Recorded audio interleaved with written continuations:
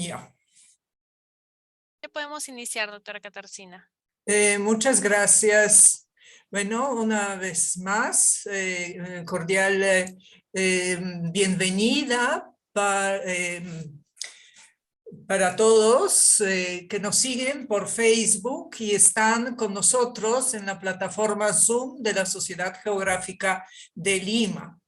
No he mencionado, pero hoy día no nos acompaña Betsabe, nuestra moderadora, y yo voy a reemplazarla. Así que es un poquito así hoy día. Bueno, desde hace 35 años, la Sociedad Geográfica de Lima, fundada en 1888 por el presidente Andrés Avelino Cáceres, organiza este ciclo de capacitación y actualización de conocimientos. Para nosotros es una gran responsabilidad tener entre los oyentes a tantos maestros de las diferentes regiones del Perú, escuchando y tomando el pulso de nuestro territorio, de sus paisajes, de sus cuencas y de las diferentes actividades y lecciones aprendidas. El núcleo de la temática para este año, denominada Paisajes, Caminos hacia una Geografía de la Sostenibilidad, nos permite explorar la riqueza de nuestro país y a través de sus diversos paisajes. Hoy quiero saludar a la geógrafa María del Carmen Carrasco Coello, nuestra presidenta de la Sociedad Geográfica de Lima, y al contralmirante Raúl Paramasa, presidente emérito y director de los martes geográficos. También a los expositores, al doctor antropólogo Carlos Augusto Gersáenz, a la geógrafa Carmen Guadalupe Malqui Caballero y al arquitecto Diego Vivas Huacho. También quiero agradecer al Instituto Cultural Peruano Norteamericano y al personal de la Sociedad Geográfica de Lima, que hace posible la realización de este evento. El tema de hoy es sobre paisaje y la crianza de la naturaleza. Voy a hacer un pequeño inicio, pero porque quiero resaltar ese nombre, por qué y de dónde viene.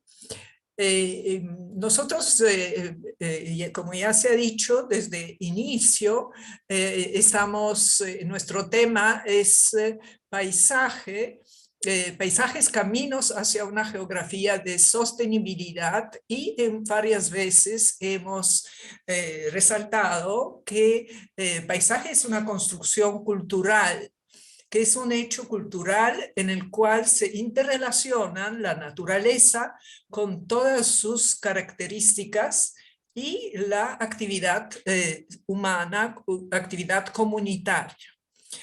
En la Facultad de Arquitectura de la PUC se desarrolla el concepto de crianza de la naturaleza, que últimamente fue un poco más trabajado por arquitecto Jean-Pierre Cruz en su libro Paisaje Peruano, donde él engloba el mismo concepto, pero también a la vez se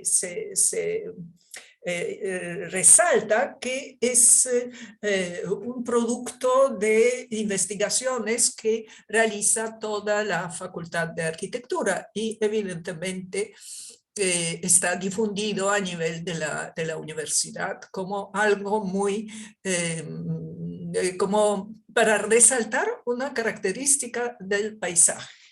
Ese concepto se basa en una visión holística del paisaje cultural, que nunca se le ha negado, pero también lleva implícito de manera visible o no de una serie de aspectos que han contribuido a la generación de este paisaje. como las características de la naturaleza y su conocimiento, la tecnología, las necesidades humanas, los aspectos de convivencia, el tiempo, la sobreposición de estos paisajes en el mismo lugar durante diferentes tiempos, la actividad humana que no solamente es satisfacción de sus necesidades, pero es a través de todo tipo de acciones, bueno, desde inicio, agricultura, introducción de nueva fauna, flora, producción y cocción de los alimentos y búsqueda de nuevos ingredientes, producción de enseres para la vida humana. Bueno, esta concepción del paisaje en el territorio peruano es interesante y puede estudiarse, y es lo que hacen nuestros colegas de arquitectura en el paisaje prehispánico. Lo interesante es que este concepto, digamos, puede ser un poco más ampliar, permitirnos ampliar la misma idea de paisaje y agregarle, aunque siempre estaba implícito eso, pero de repente no tan practicado por geógrafos o por otros. Bueno, esto lo pongo a discusión. Está con nosotros arquitecto Diego Vivas Suacho, va a estar con nosotros. Él es parte de este grupo de investigación, pero desgraciadamente no ha podido venir para iniciar nuestro evento de hoy, y al final nos va a hablar de esa concepción a través de un tema que ha escogido. Ahora vamos a pedir a doctor Carlos Hertz que nos presenta su tema y agradecerle su presencia y su disposición de estar hoy día con nosotros. Doctor Hertz, usted tiene la palabra. Muchas gracias, bueno, por la invitación. Y, a ver, no, me quedó por sorpresa que me inviten, no sabía que me iba a invitar, pero me pareció una grata sorpresa para poder compartir temas que me parecen compatibles o parte de este enfoque que acaba de señalar la doctora.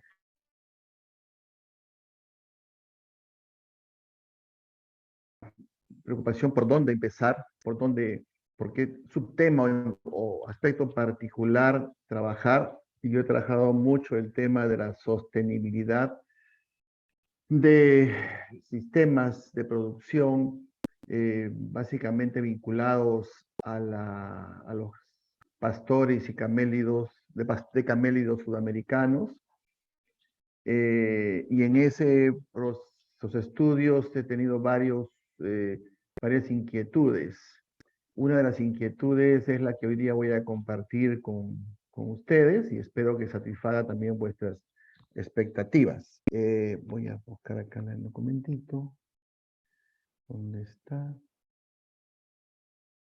A ver si lo encuentro. ¿Dónde está? No, este no es. ¿Dónde está?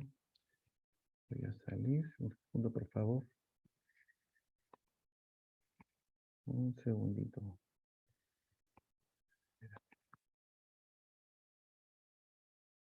Deme un minutito para buscar el documentito. Un ratito, por favor.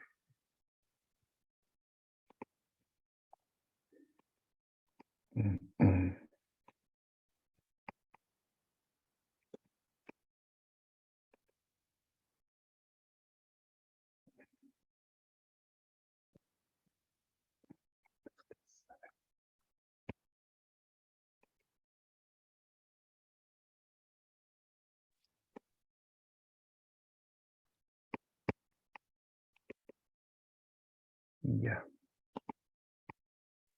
Entonces voy a empezar.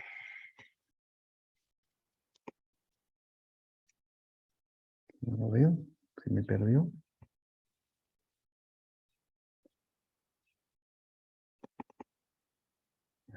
A ver, ¿dónde estás? Ahí está. ¿Se ve, por favor? ¿Sí? Sí, sí se está viendo. Bien, gracias. A ver, me interesaba No, compartir. perdón, lo que yo veo es su página de... eh, Mm, ¿No se ve, no se ve no, el PPT? ¿No se ve? no es PPT. No decía. Un segundo, por favor, entonces. ¿Qué pasó? Déjeme ver. Es ¿Ahora se ve? No, ¿tampoco? todavía. Ya, voy a salir de acá entonces. Perdóneme. Algo pasó, estaba encendido, pero se me fue. Se me fue. Ya dejó de compartir pantalla. Si es que vuelve Y a ya, bueno, compartir. quizás aparezca, ¿no? Ujú, Ya, a ver. sí. ¿Ahora? Ya, ahora sí. Gracias. Bueno, Gracias. entonces, el interés que yo tenía para compartir con ustedes el día de hoy es el tema de los corrales andinos, ¿no? Como construcciones necesarias en el paisaje rural. Y bueno, lo he trabajado desde varias entradas, desde la entrada también directamente de la arqueología. Estoy trabajando un tema vinculado al periodo intermedio tardío, en la construcción de corrales en Perú, Bolivia, Ecuador y Argentina y Chile. Y esa es una lectura un poco más general de la importancia de la presencia de los corrales andinos ¿no? en los paisajes rurales, ¿no? Utilizo esta cita que me pareció muy interesante de Erickson, perdónenme, ¿no? Que el paisaje es un palimpsesto, ¿no? De culturas pasadas y presentes, y cada uno ha dejado importantes huellas de los cambios hechos por el ser humano, ¿no? Lo que es más sorprendente dice, ¿no? Es que la tierra fue mucho más usada en el pasado que en la actualidad, ¿no? Y entonces ahí viene el concepto de paisaje que ya lo han señalado hace un rato, me parece importante como una expresión de ecosistemas y de intervención humana para adaptarse a ellos y adaptarlos a sus necesidades, ¿no? Y dentro de esto se manifiesta la complejidad de la sostenibilidad. Y el paisaje, el manejo del paisaje o la gestión del paisaje aparece como un permanente desafío de las sociedades para sobrevivir, consolidarse y expandirse, ¿no? Entonces hay varios conceptos interesantes respecto al paisaje y claro, vamos ahora a tratar de enfocarlo del lado de los corrales como una expresión de ese paisaje, ¿no? Entonces en este caso ubicamos nuestra intervención dentro de lo que son los paisajes altoandinos, que es esa zona donde estoy estudiando, ¿no? Y claro, y resulta, según Erickson, una intervención, digamos, intencional, ¿no? Y también involuntaria de creaciones humanas persistentes, modificadas y rehechas a lo largo del tiempo, ¿no? Eso también adaptando, ¿qué? Ecosistemas mediante diversas tecnologías, ¿no? Y diversas formas de encarar el ambiente, de adaptarse al mismo o también de adaptar a los seres humanos dentro de ese ambiente, ¿no? Creando, digamos, sistemas de gestión para garantizar los medios de vida, que es lo que la gente ha buscado siempre en el tiempo, ¿no? Y sentando las bases de las sociedades prehispánicas más complejas, ¿no? De acuerdo a una serie de formas de vincularse entre los seres humanos, que tienen que ver con la reciprocidad, lo espiritual, el reconocimiento de lo sagrado, entre otros, ¿no? Los paisajes, los rebaños y corrales tienen una lógica interesante en este estudio, ¿no? Los corrales aparecen como estructuras que están presentes, pero de épocas muy antiguas, ¿no? En la época, en el paisaje andino, ¿no? De la época precerámica, ¿no? Cuando se inicia, en este caso, la domesticación y la crianza de los camélidos, ¿no? Ah, Porque hablamos de corrales en función justamente de estos rebaños de animales nativos llamados alpaca, llama, ¿no? En general camélidos sudamericanos.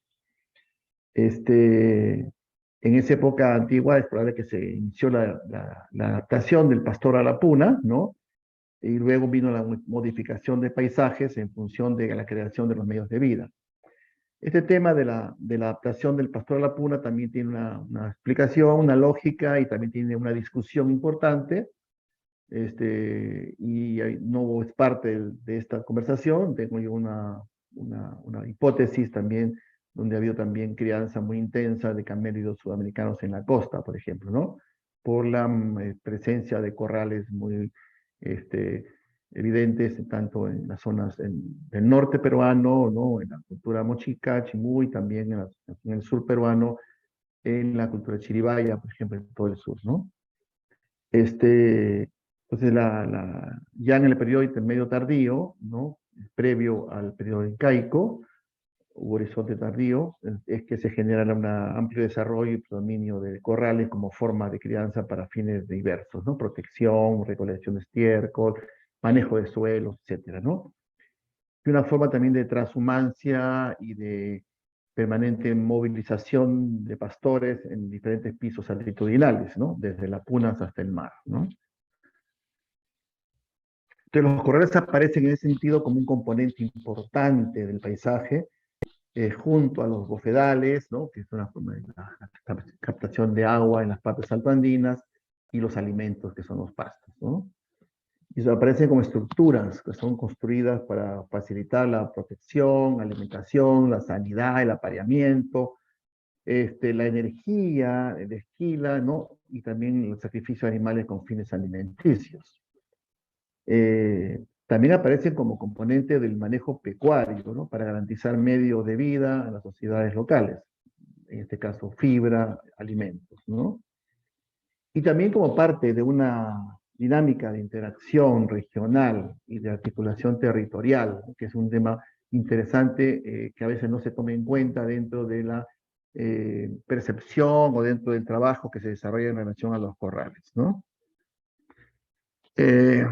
El uso de los corrales desde la época prehispánica tiene que ver con, y repito, diversas formas, ¿no? Hay permanentes, porque tiene que ver con las evidencias arqueológicas de manejo, de crianza, de huesos juveniles, ¿no? Que se perciben, ¿no? Tipo de construcciones, ¿no? Para garantizar la alimentación. Y eso ya en el periodo incaico se da con mucho más fuerza, ¿no? Porque es en la época en la cual se genera mucho más intensamente el manejo de este tipo de estructuras como tal, ¿no?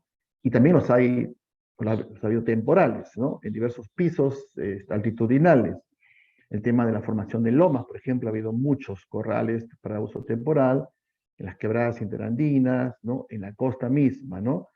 Y con funciones diversas para descanso, para intercambio, ¿no? Para la esquila, el manejo estacional, ¿no?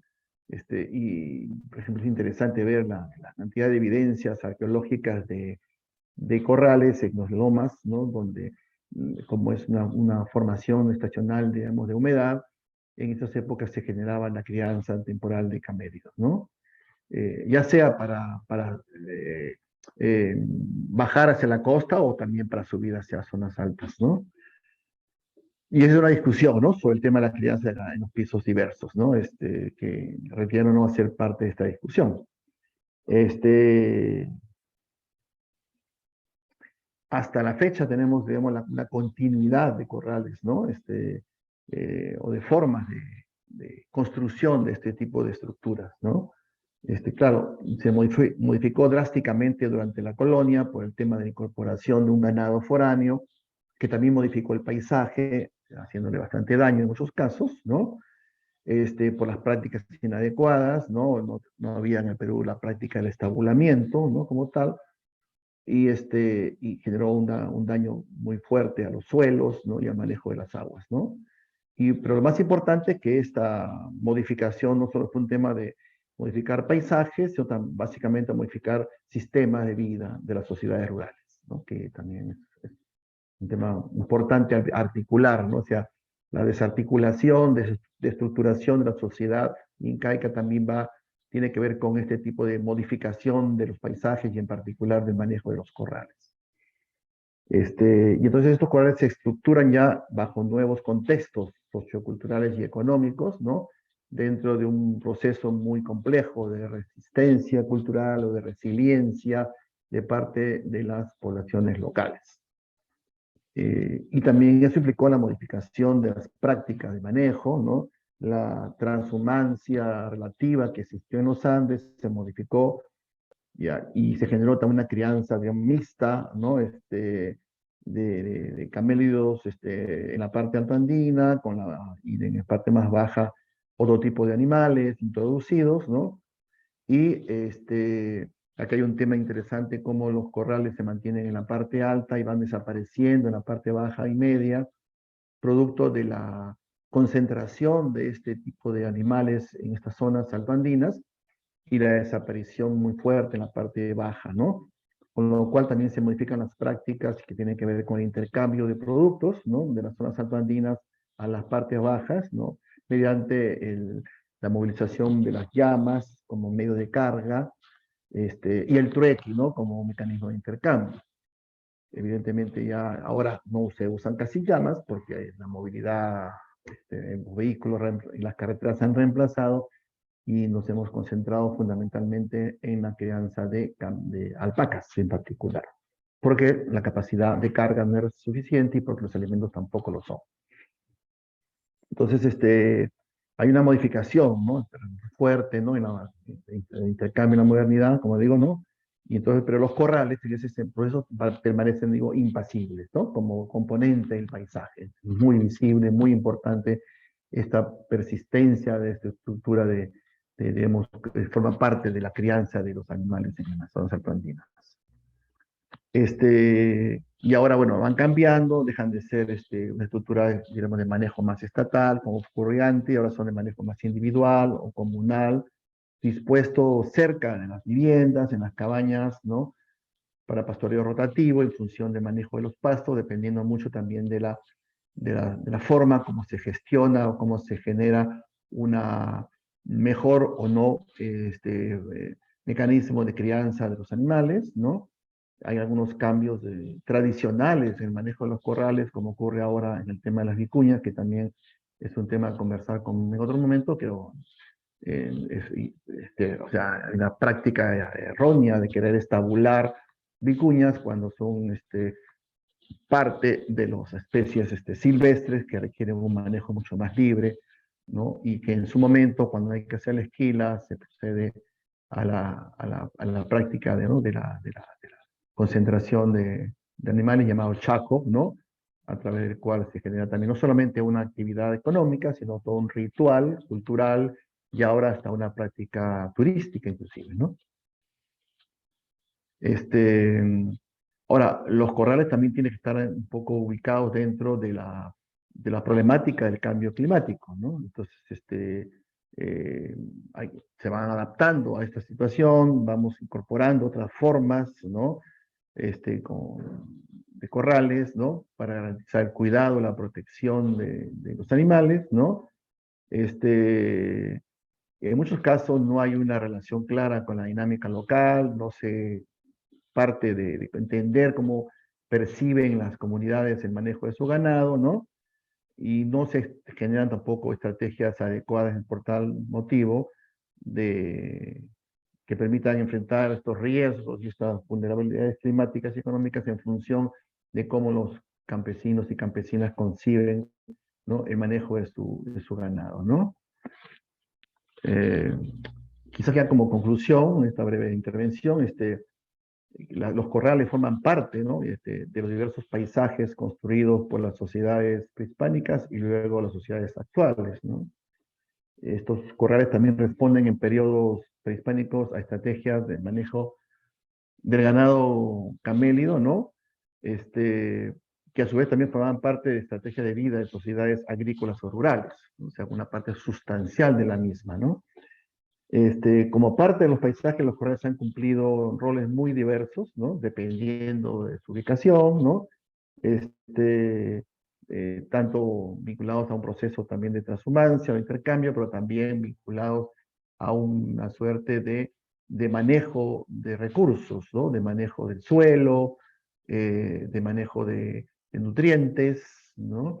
Hay diversas prácticas interesantes cuando uno hace el trabajo arqueológico y nota cómo en muchos casos parte de las estrategias de mejoramiento de suelos estaban vinculadas a la presencia de corrales de manera rotativa, ¿no? Ahora, en la actualidad, los corrales pues, forman parte de estrategias de vida de sociedades pastoriles andinas, ¿no? Pero en un marco, claro, de modernidad, de abandono de las políticas públicas, no digo de pobreza, porque no uso esa palabra generalmente, sino de carencias que afectan en muchas posibilidades de una vida digna de estos sectores, ¿no? Pero que se mantienen dentro de un esfuerzo de resistencia y de resiliencia. Y también los corrales ubicados en esta situación cada vez más preocupante de los efectos del cambio climático, ¿no? Bueno, yo me quedo allí, ¿no? Para poder luego ya seguir conversando. Muchísimas gracias.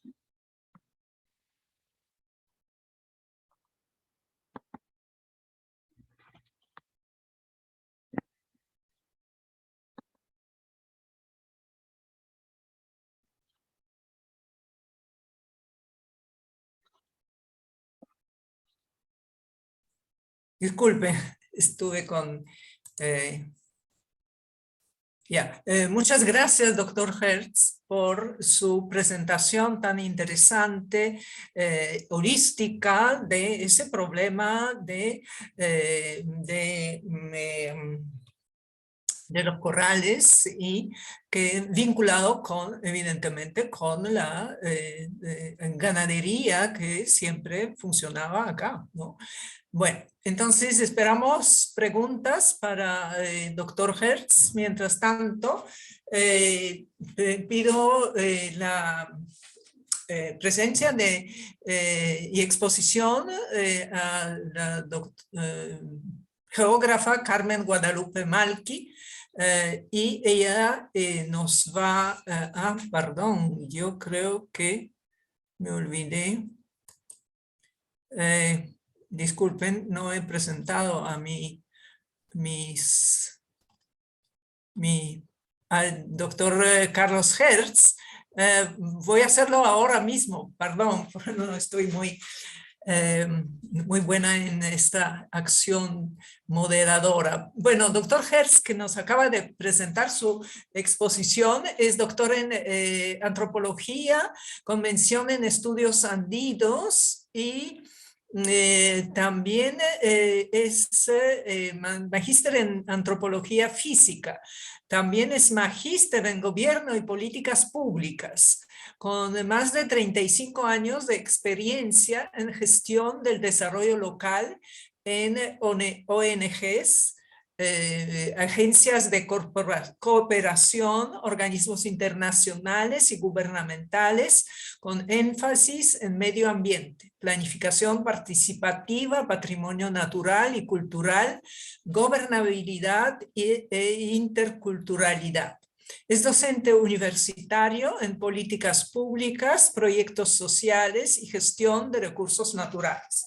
Actualmente es director general del Centro Bartolomé de las Casas en el sur andino. Bueno, muchas gracias, doctor Hertz. Realmente su exposición refleja todo su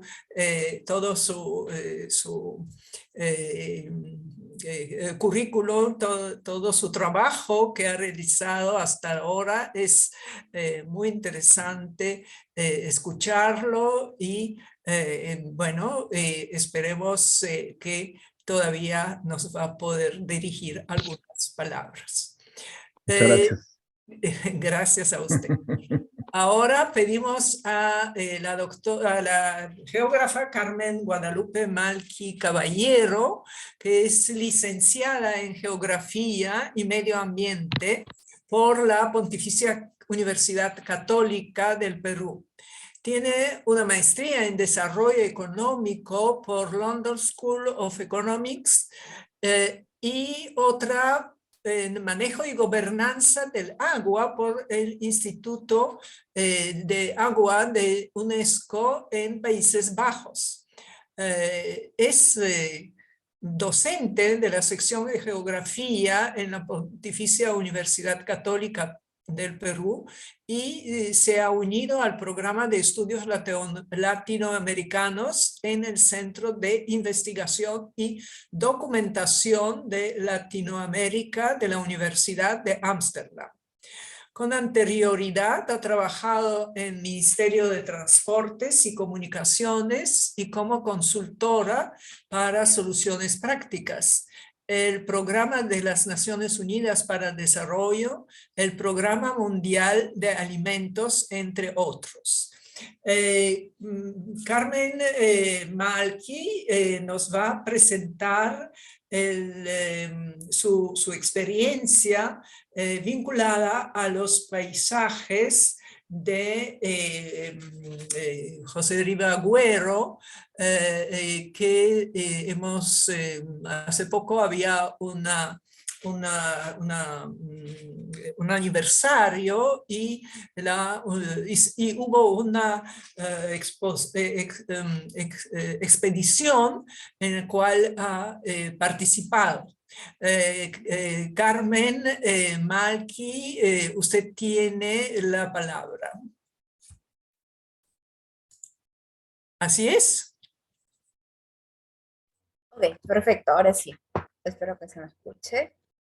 Sí, muchas gracias por la presentación, doctora Gatarcina. A ver, voy a empezar a compartir, espero que se vea la pantalla. Y sí, la presentación de hoy no es precisamente mi tema de especialización de paisajes, pero nace a raíz de una experiencia que tuvimos cuando yo todavía era alumna en la universidad en el 2012, donde realizamos una expedición. Tratamos de recorrer todos los lugares que recorrió Rivagüero y que luego describió en su libro Paisajes Peruanos. En esa expedición también está el doctor Córdoba, que está presente también ahora acá. Y pues lo que básicamente quería recoger en esta presentación es, desde el ángulo de la geografía cultural, tratar de entender un poco qué es lo que vimos, y me voy a concentrar básicamente en dos puntos en particular de ese recorrido. Entonces, para empezar, okay. ¿Qué pasa? ¿Qué pasaba con el paisaje y cómo se ha venido estudiando el paisaje a lo largo del tiempo? Al inicio, el paisaje simplemente era una descripción del entorno natural. Muchos viajeros, incluso antes de que se incluya el factor humano, simplemente describían este entorno natural. Ok, los árboles se encuentran distribuidos en esta forma, pueden encontrar estas especies, estas no, el clima es tal, la temperatura en el día de hoy es tal, pero muy pocas veces se incluía este factor humano.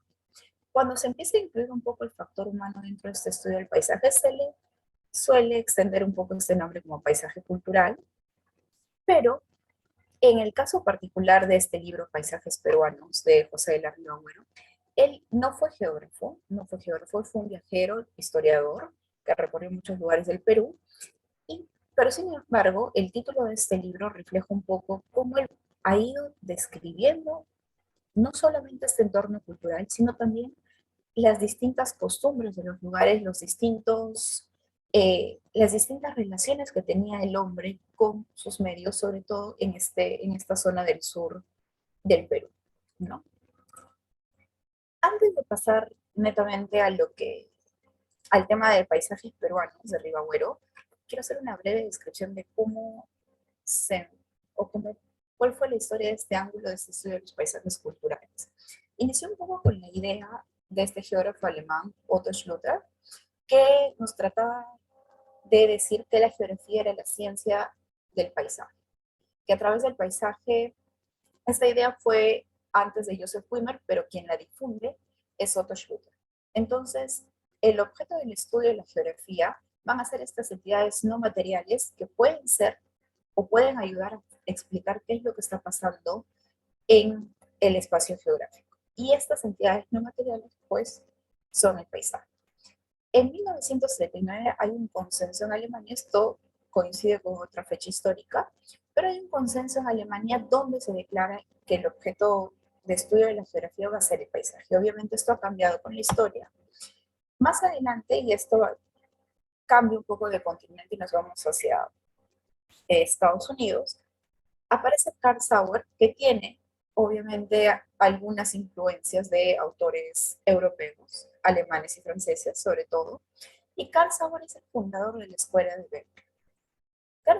Carl Sauer tiene este libro bastante famoso llamado Morfología del Paisaje, y que fue publicado en 1925, donde él sí es geógrafo como tal, emplea una metodología o explica una metodología para estudiar este paisaje a través de una observación directa y del registro documental, ¿no? Entonces, él como que sistematiza un poco este estudio de las formas del paisaje. Carl Sauer es el fundador de la escuela de Berkeley, una escuela muy famosa en geografía, sobre todo en el lado de la geografía humana, y con él también nace un poco este intento de incluir mucho más este factor humano dentro de esto. Acá he puesto algunas definiciones en general de paisaje cultural, pero me gustaría quedarme un poco más con la última, que dice que el paisaje cultural, como un término, incluye esta dimensión material que equivale al medio físico como el resultado de interacciones entre la sociedad, sus preferencias culturales y las condiciones fisiográficas, es decir, ese entorno sobre las que se ha establecido esta sociedad en particular. Así también como una dimensión mental basada en la percepción e interpretación de esta realidad física. Me gusta un poco más este concepto porque el paisaje depende bastante de lo que nosotros percibimos. El paisaje está mediado por nuestros distintos sentidos. La forma en la que yo perciba y pueda analizar un paisaje va a ser muy distinta de la forma en la que otra persona pueda percibir y analizar el paisaje.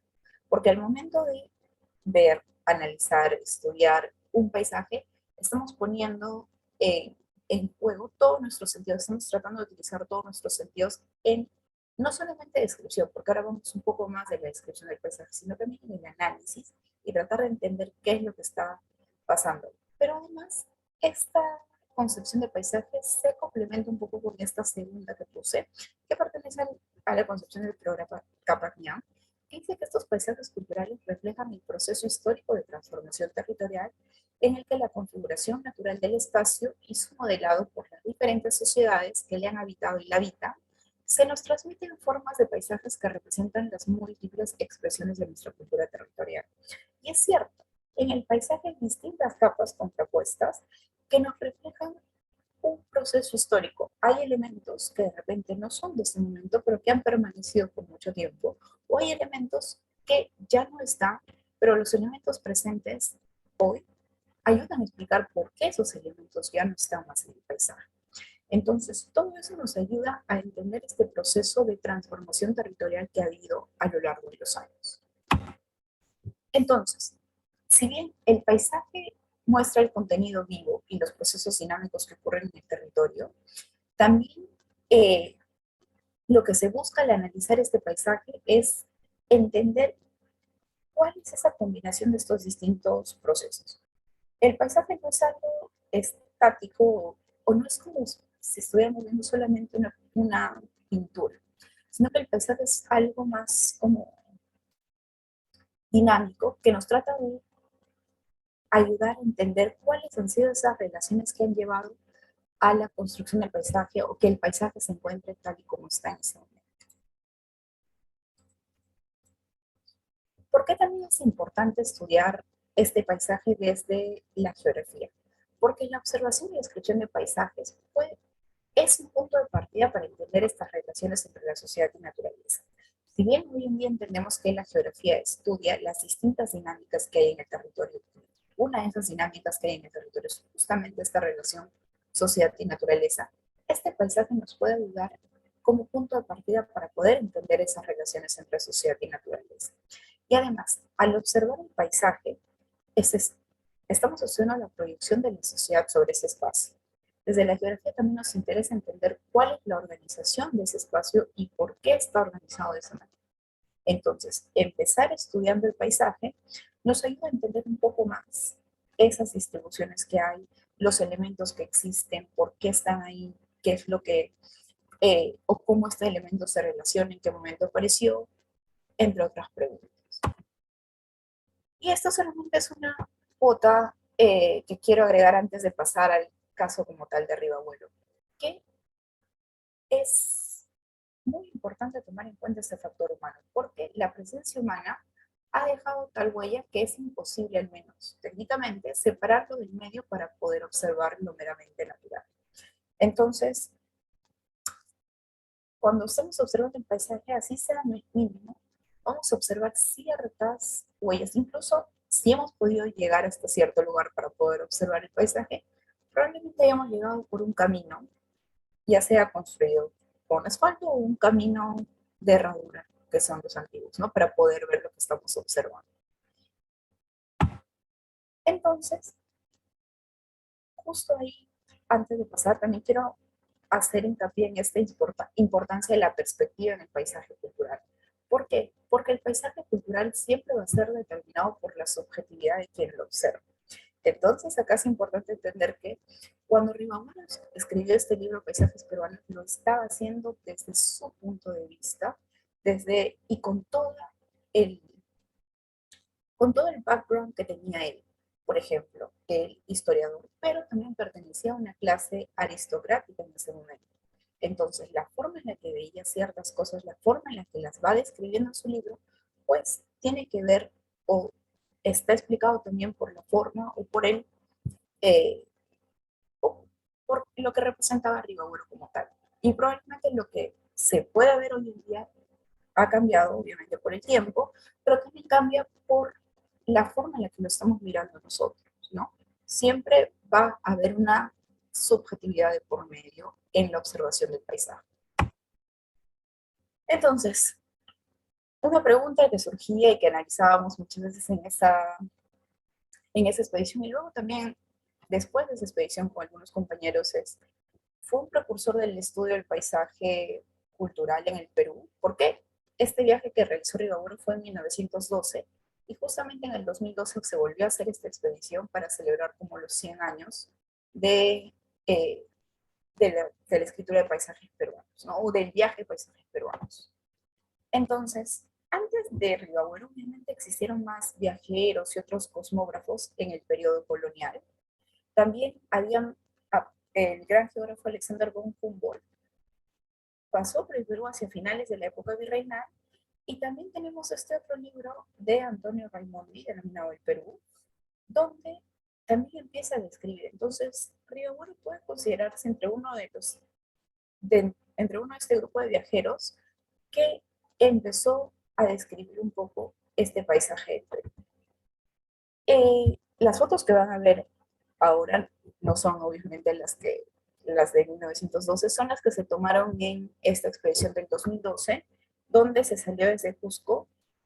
Pasamos obviamente por la ciudad, pero la salida oficial fue Piza, nos pasamos hacia la llanura de Anta, pasamos por el río Apurímac, visitamos la piedra de Sayhuite, visitamos algunas haciendas que se encontraban entre Abancay y Andahuaylas, y esta famosa laguna que está en la parte inferior que se llama Pacucha, es una laguna muy inmensa, muy grande, y con algunos pequeños asentamientos y un pequeño pueblo también que se ha asentado por un lado de la laguna. También pasamos por la quebrada Pampas, por Vilcas Guamán, y pudimos ver las ruinas de Vilcas todavía. Pasamos por otra laguna, Comacocha, pasamos también por la ciudad de Ayacucho, por las iglesias de Ayacucho, vimos bastante de la ciudad, hicimos una pequeña excursión a la Pampa de la Quinoa, pasamos por Paucaray, por este bosque de piedras, pasamos por las riberas del Mantaro, esta ciudad, perdón, este pueblo llamado Talachaca, este otro pueblo bastante bonito, Iscuchaca, y por una pequeña zona que se llama Casma, y terminamos un poco esta expedición en el convento de Ocupa, ¿no? Y de ahí regresamos hacia la ciudad de Lima. Pero Hubieron dos puntos en esta expedición que quiero resaltar un poco porque fueron puntos que se encontraron un poco siguiendo la descripción del libro de Ribagüero, pero que obviamente lo que se veía en ese momento era muy distinto a lo que Ribagüero estaba describiendo. Y pongo la cita de Ribagüero y la fotografía de lo que fue en ese entonces la expedición de 2012. Por ejemplo, este primer caso, el puente colonial que está en el camino de Amancay a Andahuaylas. ¿Qué nos decía Ribagüero en su libro Paisajes Peruanos? Nos decía, el puente en que los pasos es colonial, de un solo arco de cal y piedra, construido en 1654 por orden del virrey conde de Salvatierra, el mismo que colocó la pila de bronce en la plaza de Lima para reemplazar el que mandó a hacer el primer marqués de Cañete. Muy cerca se ven los estribos de la antigua chaca colgante de miembros, vestigio al parecer de la época incaica. En el día de hoy ya no se ve más ese vestigio de la época incaica, aún queda este puente de un solo arco de cal y piedra, y podemos ver cómo va cambiando, cómo él, por ejemplo, desde la perspectiva de Ribagüero, él resalta quién construyó el puente, qué es lo que pasó, qué es lo que queda, qué vestigios todavía quedan de esta época incaica. Hoy en día ya no se ve, se ha construido otro puente más acá para un paso de carga un poco más pesada. Este puente sigue quedando ahí, pero ya no cumple esa misma función que cumplía antes. Los caminos han cambiado, probablemente también la función del puente en sí haya cambiado. Y por lo tanto también cómo se organiza la sociedad, todos los distintos habitantes alrededor del mismo puente también empiezan a cambiar. Acá hay un poco más de esa parte. Nos dice, este puente está ubicado más o menos en la subida de esta ribera, tiene como 2 leguas por fácil y razonable camino, entre cañaverales, guarangos, patis, sauces, aloes elevadísimos y sonoros sembrados de crecio de maíz. Ahí nos está describiendo un poco más cuál era el entorno en ese entonces, ¿no? El calor es fuerte y solo por instantes lo modera la brisa que sopla de las abras. Entre los verdes zigzagueos de la vereda pendiente flotan las argelinas blancas de nuestra diminuta escolta. Ya las cañas son bajas y raquíticas, muy inferiores a las del valle de Abancay, que compiten con los de la costa. Más arriba cesa la vegetación de tierra caliente, a los nogales y los cedros suceden los alisos y eucaliptos, y en algunas encañadas hay chácaras de medianos maizales en granación y cosechas cercados por piedras de menuda tierra. Este paisaje cambió completamente. Lo que estamos viendo en este momento son un poco más de cactáceas, todavía se mantiene un poco se mantienen algunos árboles, pero ya cambia incluso la vegetación, ha cambiado con el tiempo, ya no se tiene más esa producción tan elevada de cañaverales, ya no se tiene más esa producción de maizales alrededor. Entonces, ha cambiado un poco lo que se venía haciendo también en este espacio, pero hay registro o documentación de lo que había antes, ¿no? Otro caso, y quizás un poco más conocido, es lo que pasa en Vilcashuamán. Vilcashuamán, esta ciudad, según Ribagüero nos dice, está fuera de toda duda que Vilcas, bajo la dominación incaica, adquirió importancia extraordinaria. Con los primeros años de la colonia, se inició la decadencia de Vilcas, acelerada por la fundación de Huamanga, que vino a heredarla y reemplazarla como cabeza del Perú Medio. Cangallo crecía a sus expensas y sustituía como capital de provincia, y el comercio del sur se desviaba primero hacia Chincheros y Ogros y luego tomaba la ruta marítima. Ribagüero en este momento nos está describiendo un poco las actividades que empezaron a ocurrir a raíz de justamente esta creación de la ciudad de Vilcas, y acá todavía se puede ver un poco eso que les mencionaba de las capas, cómo se crea o cómo se erige una iglesia encima de unas ruinas del periodo incaico. Una iglesia cristiana sobre una zona que antes estaba o pertenecía a los incas, ¿no? Se pueden ver ahí dos momentos históricos distintos hasta el día de hoy, y incluso el comercio que está describiendo en ese momento En algunos casos se mantiene todavía algunas conexiones, pero ya no tiene esa fuerza, como dice en este momento, de capital de el Perú Medio, que le llaman. Y en ese momento incluso él llamaba Perú Medio porque teníamos todavía, o había un poco más de la zona en el sur. Entonces, hoy en día Ayacucho no es precisamente tanto el medio, sería un poquito más arriba.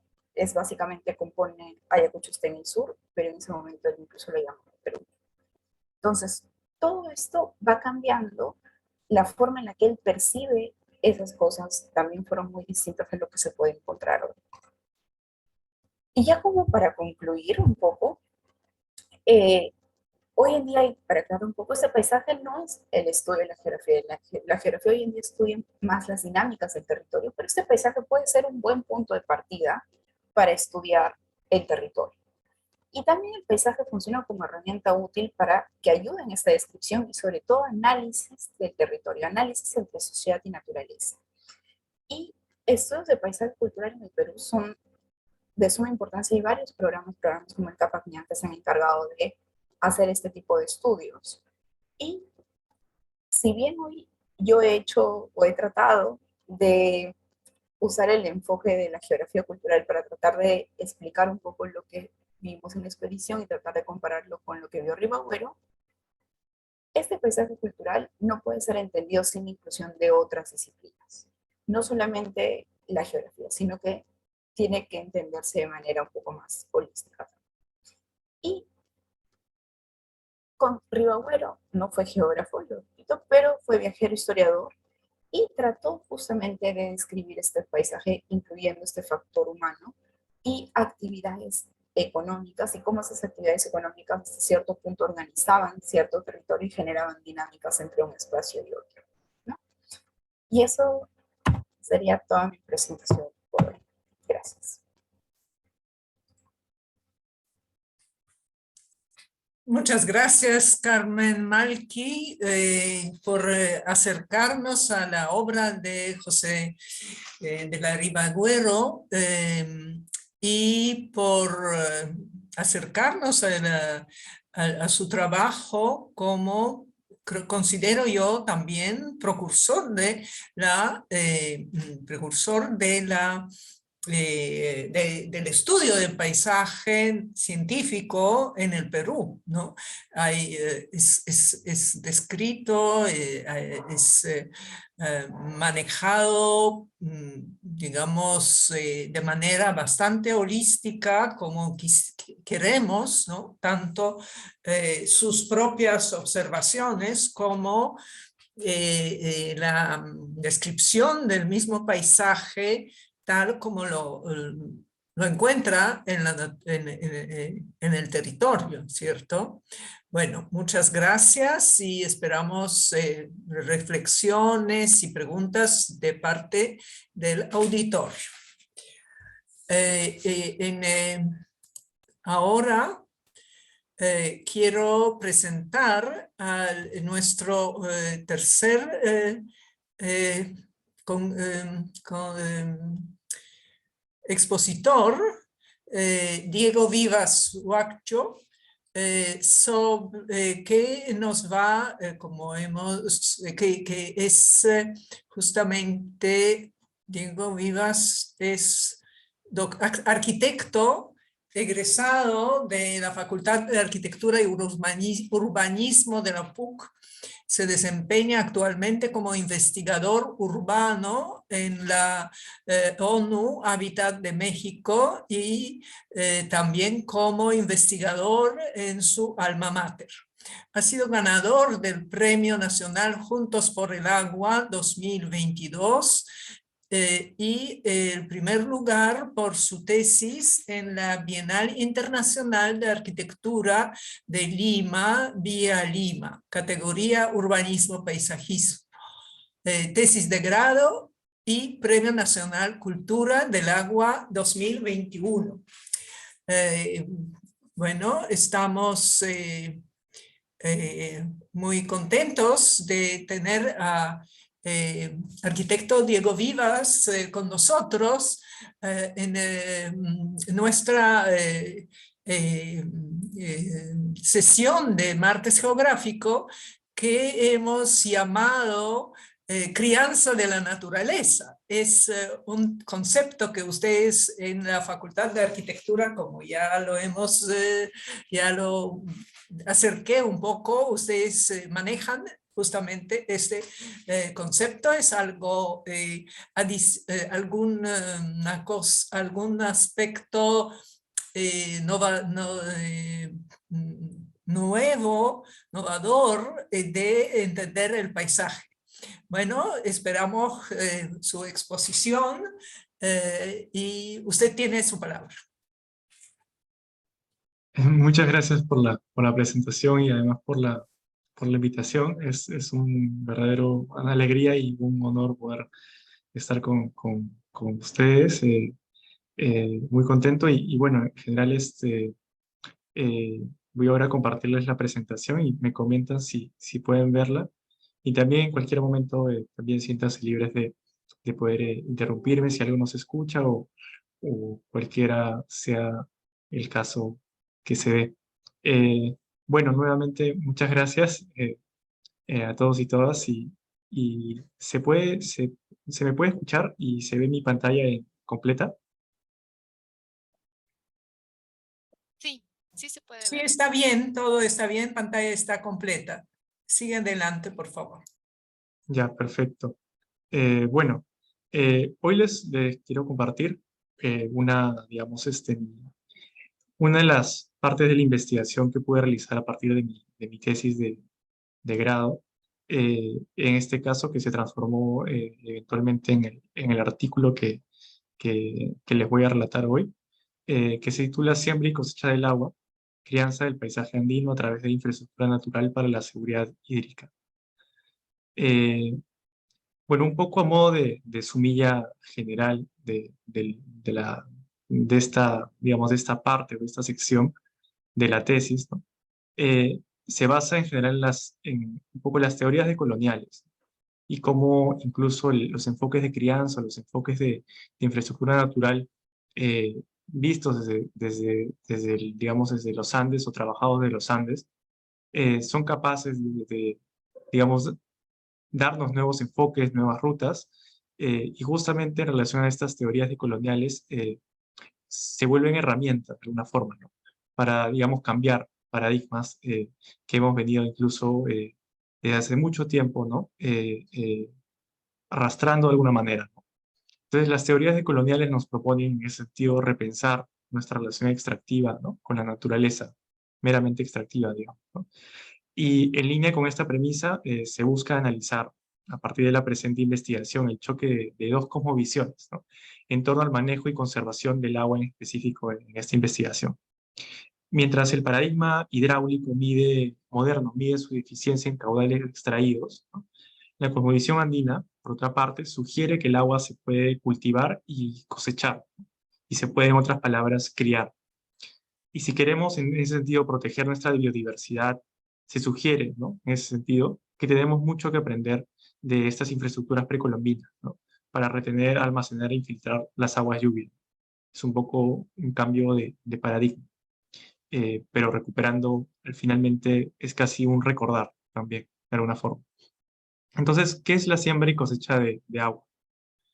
En el Perú, la siembra y cosecha de agua se refiere al manejo territorial por medio de infraestructuras para retener, almacenar e infiltrar las aguas lluvia, lo cual propicia su posterior emanación, ya que ésta se traslada por el subsuelo a través de diversos espacios que hay justamente en la roca, en los fisuramientos, ¿no?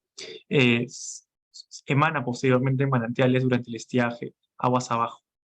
Acá pueden ver este diagrama, digamos, a manera de síntesis de todo este sistema. En general es importante eso, digamos, porque funciona como un sistema en sí mismo, ¿no? Es de alguna forma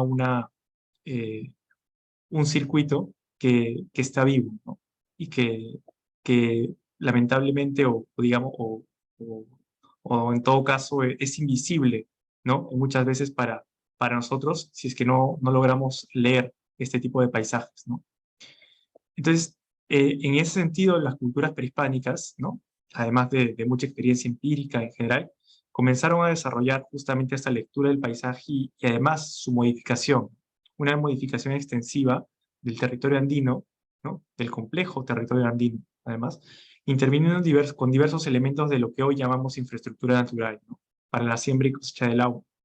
Esto se convertiría en una compleja red de sistemas multipropósito para sostener al Estado durante la época de la etapa imperial inca, ¿no? Si bien incluso sus antecedentes datan de mucho antes.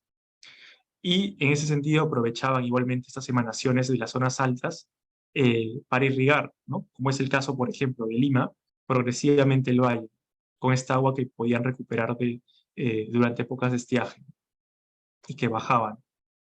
Entonces tenemos, ¿no? Yarcas, también llamadas yarcas o zanjas de infiltración, las amunas, ¿no? Que son estos canales digamos, de irrigación y al mismo tiempo de infiltración también, los ocos, también conocidos como bofedales o humedales de altura, ¿no? Las cochas o lagunas, ¿no? Estas grandes lagunas que tenemos en las partes altas, en la cuenca media alta, y los andenes y terrazas de cultivo. Estas fueron algunas de las estrategias, ¿no? También junto con, por ejemplo, los pastos, ¿no? Reforestación, ¿no? Estrategias de infraestructura ancestral para modificar el paisaje, ¿no? Intencionalmente, ¿no? Y generar mejores condiciones de vida en un territorio tan adverso como el andino, ¿no? Entonces, estas infraestructuras y su modelamiento están enmarcadas, justo en lo que se comentaba ahora hace un segundo, que me pareció fantástico, ¿no? Que a veces uno, como está en la facultad y no se da cuenta y lo normaliza, ¿no? Pero efectivamente, ¿no? Poco a poco se está realizando esta tradición un poco de entender esta aproximación al paisaje de la crianza. Y esta crianza es básicamente una enmarcación, un enfoque desde la cosmovisión andina. Esta crianza también era llamada Uiguay, ¿no? Y hasta ahora es llamada así, en muchas partes, ¿no? Que es básicamente una comunión donde todos los seres y dimensiones estaban conectados, ¿no? Y donde el agua, en este caso, ¿no? A través del Yacuiguay, o crianza del agua, integraba todas las dimensiones, ¿no? Es este elemento un poco integrador. Entonces, ya en este marco, ¿qué ocurre en el contexto global y local? Bueno, tenemos la variabilidad climática, básicamente, que generará muy probablemente, ¿no? O ya está generando un escenario de estrés hídrico mundial donde el Perú además sería uno de los países más afectados, debido a la enorme variabilidad hídrica que siempre ha sido enfrentada, ¿no? Pero ahora se intensifica del sector andino entre los meses de sequía y lluvias. La humanidad, ante ello, desarrolló históricamente diversas estrategias de retención hídrica en el mundo, no solamente en los Andes, ¿no? Como podemos ver aquí, tanto en Chile como en España, ¿no? En la parte del Medio Oriente, ¿no? Han habido diversas estrategias de retención o de siembra y cosecha del agua. Y en el Perú ocurrió lo mismo a través de diversas infraestructuras de lo que hoy llamamos siembra y cosecha de agua. Entonces, digamos, estableciendo esa concatenación, ¿no? Ahora, ¿qué es la infraestructura natural? ¿Qué se define por infraestructura natural? Y este concepto un poco nace durante los 80. Conservacionistas y científicos sugirieron que ecosistemas y paisajes debían también considerarse como infraestructuras en sí mismos, ¿no? Como proveedores digamos, de ciertos servicios, en otras palabras. El Programa de las Naciones Unidas para el Medio Ambiente las define como una red de zonas naturales y seminaturales diseñadas para la protección de la biodiversidad y provisión de servicios ecosistémicos urbanos y rurales, ¿no? Y los enmarca dentro del concepto de infraestructura verde, que vamos a ver que hay conceptos que de alguna manera tienen mucha relación, infraestructura verde, infraestructura natural, en ese sentido. Y en el sector andino la definición rebasa la conservación de humedales, por ejemplo, ¿no? Bosques, como se tiene más en el sector norte, digamos, hacia el norte, e incorpora al marco teórico de la infraestructura natural la restauración de canales de infiltración pericaicos, la mejora de prácticas de pastoreo para la gestión sostenible de recursos hídricos, o su rol, ¿no? En el rescate de conocimientos ancestrales también sobre las funciones y ciclos del ecosistema, y su relación con las comunidades para la generación de medios de vida dignos y sostenibles, ¿no? Digamos que hay una relación muy fuerte, porque el Perú es uno de esos países donde se vive además a mucha altura, además se sigue también produciendo. Y digamos, este marco de infraestructura natural o este marco, digamos, ecosistémico, en consecuencia de las patentes limitaciones del paradigma moderno hidráulico y de caudales de alguna forma, se ven un poco contrastados, ¿no?, por la infraestructura gris que actualmente vemos que en muchas partes ocurre, ¿no? Y esto se ha visto cuestionado, sobre todo últimamente, además y acelerado ese cuestionamiento por el cambio climático, ¿no?, por sus altos costos, su planificación e implementación complejas, ¿no?, y su baja adaptabilidad al cambio, ¿no?, su baja resiliencia. Entonces, es ahí donde un poco la infraestructura natural entra como una solución posible, ¿no? Complementaria en algunos casos, completamente, digamos, renovadora en otros. Y en el Perú, justamente el concepto de infraestructura natural fue introducido en el año, aproximadamente en el 2015, durante la aprobación de la resolución número 006 del Ministerio de Economía y Finanzas, en ese mismo año, orientada a regular la inversión pública en diversidad biológica y servicios ecosistémicos, ¿no? Digamos, tenía esa intención. La contribución prevista, o bueno, las NDC o las contribuciones previstas a nivel nacional del Perú, también incluyeron 18 medidas vinculadas a infraestructura natural y actualización de leyes como la Ley de Mecanismos de Retribución por Servicios Ecosistémicos, que es una ley clave justamente para poder, digamos, establecer justicia ambiental de alguna forma, con lo producido, y además equidad entre ciudades o zonas urbanas y rurales. Entonces, a pesar de, digamos, de estos avances, todavía, ¿no?, se plantean diversas brechas, ¿no?, que se identifican para una mejor aplicación de las infraestructuras naturales para la seguridad hídrica en el Perú, ¿no?, que estas abarcan la gobernanza de recursos hídricos y la subvaloración de las organizaciones campesinas, ¿no?, digamos, superar el discurso urbano en el planeamiento y gestión territorial, establecer, digamos, los espacios que se pueden, digamos, sortear para evitar la ausencia de vínculos con la cosmovisión y necesidades rurales, ¿no? Y también encontrar los espacios para, digamos, subvertir los déficits de beneficios en los primeros años de inversión, que es uno de los retos más pendientes, digamos, ¿no? Asimismo, ya hay dificultades locales y más vinculadas a lo material y al acceso y a la accesibilidad propia del territorio rural. Entonces, en ese sentido, y un poco desde mi disciplina, ¿no?, nos preguntamos, ¿no?, si puede el diseño, por medio de la recuperación de los saberes ancestrales de la siembra y cosecha de agua, aportar al cierre de brechas en la aplicación de infraestructura natural para la seguridad hídrica en el Perú y los Andes, ¿no? Incluso quizás generar estrategias transferibles a nivel regional o global. Entonces, ahí es un poco donde la mirada del paisaje resulta fundamental. Y crear el paisaje andino a través de infraestructura natural para la seguridad hídrica se propone, ¿no? En Perú, como comentábamos un poco al inicio, ¿no?, a partir de la conquista, el paradigma occidental buscó suprimir, ¿no?, en algunos casos deliberadamente, en otros casos subrepticiamente, ¿no?, lo cósmico, ¿no?, la cosmicidad del antiguo habitante peruano, cosificando sus paisajes y estableciendo una relación básicamente de dualidad, ¿no?, que separaba sus saberes, ¿no?, de sus ritos, lo afectivo de lo productivo, ¿no?, y que hoy nos plantea un doble desafío, que primero es superar la mirada simplificadora de la modernidad frente al territorio, ¿no?, digamos, territorializar, ¿no?, y segundo, la necesidad de tomar como inspiración los conocimientos ancestrales que aún perduran en muchas comunidades, ¿no? Más recientemente, Jean-Pierre Cruz, dialogando con los autores previos, como Willy Udeña, José Canciani, ¿no?, así como tomando como base los principios de mediación del paisaje de Berke, identificó rasgos prototípicos que clasificarían a las sociedades andinas ancestrales como paisajistas. Esto para establecer una línea de base en la cual podamos, digamos, comenzar a discutir cómo aportar desde ese sentido, ¿no? El orden sistémico, la metavisualidad, continuidad, el sentido estético y la predicación son algunos de estos rasgos prototípicos que definirían a las sociedades andinas como sociedades eminentemente paisajísticas, ¿no? Asimismo, recuperó el concepto de Uruguay o crianza y propuso una clasificación de acuerdo a los seres que componen la cosmovisión andina: el agua, la tierra, el cielo, deidades, seres humanos, flora y fauna. Y estos sistemas de crianza siguen los principios de articulación, verticalidad, continuidad, identidad y diversidad, reversibilidad, y permiten un análisis crítico de lo existente y una mirada proyectiva de la realidad, que es un poco el cambio de paradigma también que se añade desde la disciplina, ¿no?, no son solamente principios para analizar, sino son también principios operativos y proyectivos, ¿no? Para imaginar otros futuros, que es un poco la labor que tenemos los arquitectos, urbanistas, paisajistas en general.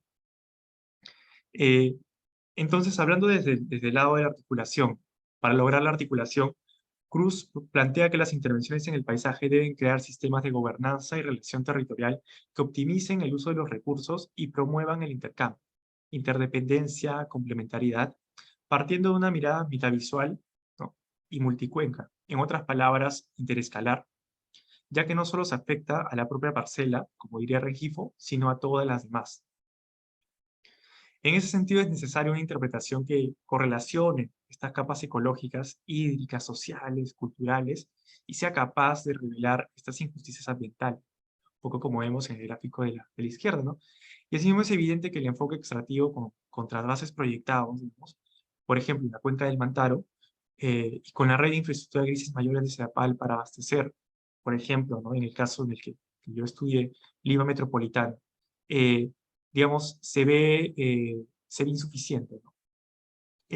Se suma a esto la ausencia muchas veces de centros poblados en las cartografías, ¿no? Una representación disociada entre infraestructura natural, infraestructura mayor, es decir, las infraestructuras grises ya presentes, ¿no? Y la escasa presencia de infraestructura ancestral existente o abandonada en las representaciones, si bien ya se tienen, digamos, los trabajos de cartografía, aunque a un nivel y a una escala, digamos, todavía no de detalle, pero sí se contiene en la información. Entonces, un poco en ese sentido, ¿no?, comentarles, ¿no?, a través de esta cartografía, ¿no?, de elaboración propia, que se realizó esta superposición. Inicialmente, bueno, el diagnóstico en general para el diseño de los planes de gestión de recursos hídricos tiene de manera separada, ¿no?, estas capas, ¿no? Y no cuenta, por ejemplo, con centros poblados en su representación. Es un análisis, un diagnóstico que está en proceso y donde, digamos, es importante además revisarlo porque todos como ciudadanos podemos aportar digamos, a ello, ¿no? Y es un poco en ese sentido donde un poco la investigación aporta e intenta justamente mostrar y eso vamos a verlo un poco en las conclusiones también, cómo la interrelación de capas, ¿no?, una mirada multicapa, al fin y al cabo, puede revelar justamente las infraestructuras naturales como oportunidades de abastecimiento de tanto y sobre todo de las cuencas altas y de los centros poblados y comunidades que crían finalmente estos paisajes, así como finalmente, por la misma cadena y la gravedad del agua, cómo se puede aportar también con suministro hídrico y servicios ecosistémicos a la cuenca baja. Y esto un poco finalmente se ve tangibilizado, o se podría haber tangibilizado en oportunidades, ¿no?, de retribución por servicios ecosistémicos, ¿no? Y hay muchas investigaciones también que están intentando ir un poco en esa línea, ¿no? Y de poder encontrar esas oportunidades y sobre todo de visibilizar, que es uno de los retos más importantes, el valor de estos paisajes. Por otro lado, la verticalidad, digamos, analizado desde la verticalidad, lo que busca es incentivar, ¿no?, este principio, la ocupación racional y colaborativa entre pisos ecológicos, ¿no? Tradicionalmente, el análisis del territorio peruano ha estado hecho por costa, sierra y selva, ¿no?, que es un análisis, digamos, básicamente ibérico, ¿no?, traído, ¿no?, importado y adaptado un poco a las necesidades que teníamos en ese entonces. Sin embargo, en realidad, y un poco como describen Pulgar Vidal y muchos otros, digamos, investigadores, ¿no?, la colaboración entre pisos ecológicos es en el sentido vertical, en el sentido de la sección del territorio que llamamos los arquitectos, ¿no? Y esto implica, y esta sección, ese trabajo en sección, implica crear o posibilita también microclimas que eviten la degradación del paisaje para la mejora del abastecimiento hídrico productivo, ¿no? Pensar en las complementariedades entre pisos ecológicos, entre las relaciones productivas, entre relaciones también humanas, sociales, culturales. En ese sentido, cambia nuevamente el paradigma por el cual nos acercamos a establecer proyectos en nuestros territorios andinos. Y es en ese sentido que diversos esfuerzos se han suscitado de sistematización y representación muy valiosos, ¿no?, que son cruciales para comprender la verticalidad en su sentido más específico, permitiendo el cruce de variables que integren lo rural y lo ancestral, y la superación de la mirada, digamos, colonial en el desarrollo y planificación territorial, que aún es muy perenne en general en nuestra realidad nacional. Y esto solo es posible cuando existe un entendimiento crítico de estos instrumentos de representación. Y acá podemos ver, digamos, algunas cartografías que se han utilizado justamente en base a información de Aquafondo, en este caso, que analizan que primero se hace una clasificación por alturas, ¿no? Y luego se comienzan a subdividir por ciertas variables que nos permiten clasificar lugares de recarga inducida, de cobertura vegetal, o ideales para la recarga artificial. Entonces, en ese sentido, ¿no? El entendimiento de la sección del territorio nos permite también sistematizar los espacios más propicios, no los únicos, no son, digamos, taxativos, pero sí, digamos, ideales donde podrían ocurrir estas infraestructuras y donde la concatenación sería ideal, ¿no? Además, donde ocurren diversos procesos, en algunos casos solamente de infiltración, en otros casos de distribución y recolección, en otros casos de evapotranspiración o de percolación misma. Entonces, esas infraestructuras, la modelación, ¿no? Que no es un descubrimiento nuevo, sí es básicamente una sistematización del conocimiento que se tiene ancestral, y ahora un poco vamos a llegar a eso también. En general, hay un conocimiento, ¿no? Heredado que es increíble, ¿no? De cómo manejar el agua, cómo manejar el territorio, y cómo al mismo tiempo generar lo que llamamos virtualmente hace un momento como una voluntad estética, ¿no? No solamente es un trabajo de, digamos, que sirve para los fines de acumular el agua, de retenerla, ¿no? Sino también para establecer asentamientos humanos y llevarlos a un nivel y a un grado, como vemos en muchos casos, por ejemplo, ¿no? Ejemplos tan importantes como Tipón, por ejemplo, ¿no? Sacsayhuamán, Moray, entre otros, ¿no? Maras, por ejemplo, también. Y en Lima también región, que incluso están escondidos aún, pero que están. Y así en diversas partes de los Andes, ¿no? Que están aún por descubrir, en Ayacucho, ¿no? Apurímac, en todo el manejo andino, ¿no? Por otro lado, la continuidad, ¿no? Este criterio establece que a pesar de la extirpación de idolatrías, ¿no? Aún pervive el entendimiento precolombino del territorio como paisaje vivo y en devenir constante, ¿no? Eso es un ser en sí mismo, ¿no? Y estas trayecciones, ¿no? O sistemas de mediancia con esas miradas del mundo anteriores, se dan un poco hoy en día también, o sea, de muchos medios, pero uno de ellos es las infraestructuras ancestrales de siembra y cosecha de agua, ¿no? Que muchos digamos, de las comunidades, ¿no? Reconocen e identifican, ¿no? Con mucha claridad. Entonces, la continuidad de las prácticas espaciales vinculadas a la cosmovisión ancestral y la crianza de los seres y del agua, como comentaba, aún son preservadas, ¿no? Y esto se puede ver en diversas comunidades, cada una de las cuales preserva sus rituales, y esto es muy importante, sus prácticas espaciales, ¿no? Digamos, sus acciones, sus eventos, digamos, en los cuales celebran justamente ello, sea en mayor o menor grado de sincretismo, pero están allí, ¿no? Y son operativos, no solamente son, digamos, estéticos, ¿no? O hechos estéticos, ¿no? O culturales. Entonces, en ese sentido, faenas de limpieza de canales, por ejemplo, son claras demostraciones de la existencia de estas cosmovisiones en el territorio. Y eso, como les comentaba, se puede ver claramente cuando uno comienza a conversar, a dialogar con las comunidades, con ellos mismos, que son los que crían finalmente estos paisajes en las cuencas medias y altas. Por el lado de la identidad y la diversidad, es fundamental asimismo rescatar el respeto en ese sentido a lo local, ¿no? Y el valor que tiene en sí mismo ese conocimiento en todas sus dimensiones, ¿no? Y su reconocimiento, en otras palabras, su visibilización, que es uno de los principales retos y en donde la cartografía, la geografía tienen justamente ese rol, y junto con la arquitectura, ¿no? De tangibilizar, por ejemplo, ¿no? Recorridos rituales, espacios digamos, de culto, ¿no? Que son, digamos, hechos tan intangibles como al mismo tiempo, aunque suene paradójico, tangibilizables, y vale la redundancia también. Y entonces, en ese sentido, el reconocimiento de estas prácticas, digamos, de esta diversidad, permite no solo la diversidad en la acción humana, sino también la biológica, la fauna, la flora, algo visible, digamos, o que se puede visibilizar en la voluntad estética, como comentábamos, ¿no? De las representaciones del paisaje que se han realizado, digamos, de manera más canónica o en general resaltante, ¿no? Pero que en general está presente en todas las intervenciones que se realizan en el modelado del territorio.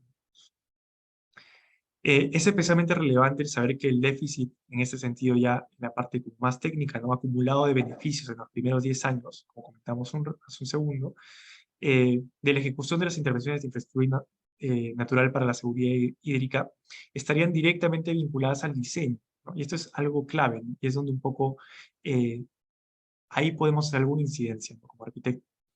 Y esta voluntad estética es decir, digamos, el diseño producto del diálogo específico entre paisajes, infraestructura, la identidad, la diversidad material, técnica, cultural, no ha sido profundizado y no existe una bibliografía consistente al respecto.